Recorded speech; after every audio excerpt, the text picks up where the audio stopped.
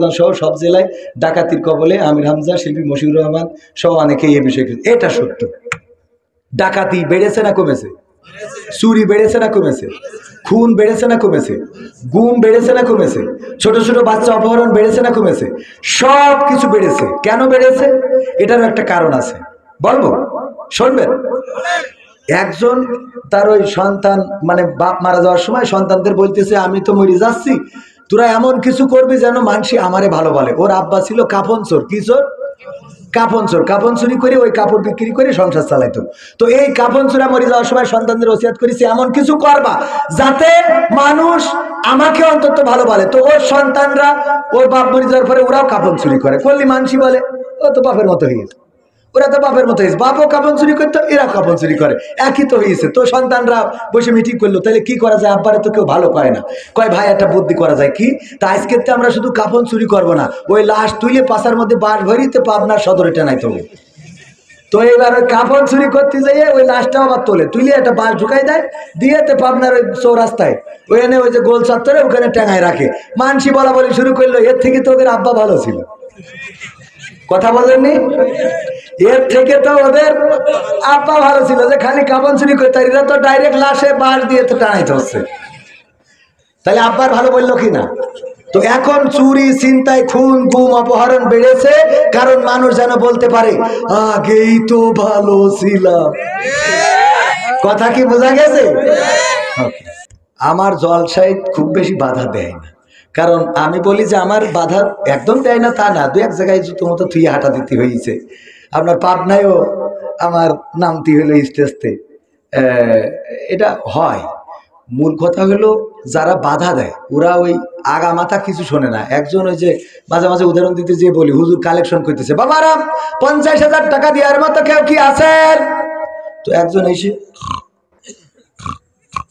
এরা আছে না শ্রোতা, হুজুর কালে 50,000 টাকা যদি দেন মায়ের জন্য দোয়া করবো, বাবার জন্য দোয়া করবো। বাবা রে 50,000 টাকা আল্লাহর ঘরে দেবেন, এমন কেউ থাকলে হাত উঁচু করেন। কেউ হাত উঁচু করে না, করে না, করে না, করে না। এবার হুজুর হয়ে গেছে রাগ, গরম দেওয়া শুরু, এই 50,000 টাকা দেওয়ার মতো একজনও কি নাই, হাত উঁচু করেন। তো ওই যে ঘুমিয়ে পড়িল, হাত উঁচু করেন খালি শুনতে পেয়েছে, আগে যে কি বলিস ওইটা শুনতে। নাম কি? ওবায়দুল কাদের। আল্লাহ ওবায়দুল কাদের 50,000 টাকা, নারায়ে তাকবীর। আল্লাহ 50,000 টাকা দিল মসজিদের জন্য, কবুল করে নাও আল্লাহ, তুমি তার জান্নাতের বাসিন্দা বানায় দাও। মা বাপ, দাদা দাদি, নানা নানি, 14 গোষ্ঠী যারা কবরে, আল্লাহ তুমি জান্নাতুল ফেরদাউস নসিব করে দাও। ও আচ্ছা আল্লাহ, আমার তো এক প্যাকেট বিড়ি কেনার টাকাও নেই। হুজুর তো 50,000 টাকা দোয়া করে দিলে, আমার তো বিড়ি কেনার টাকাও নেই।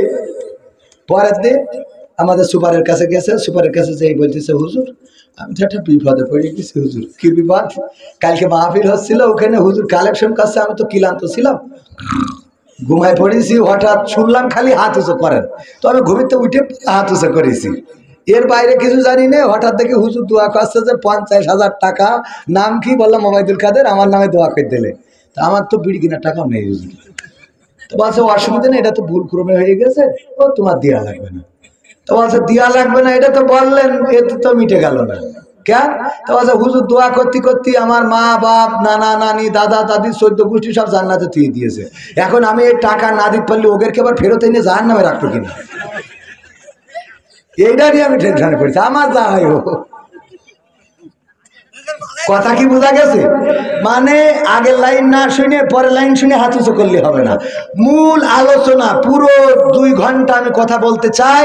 যত জায়গায় দাওয়াত নিয়ে আমি বলি 2 ঘন্টা আলোচনা করব, এবং এই 2 ঘন্টা আলোচনা পুরাটাই শুনবেন। তাইলে দেখবেন একটাও আপনার গায়ে পড়িনি, আবার একটাও আপনার গার বাইরেও পড়িনি। কথা বলেন, পুরাটা আমার বিরুদ্ধেও যাবে। আমার বিরুদ্ধে যাবে না, আমি কন্ট্যাক্ট করি টাকা নিয়ে তারপরে মাহফিলে আইছি, এই ওয়াজ আমি যদি করি তা আমার বিরুদ্ধে গেল না?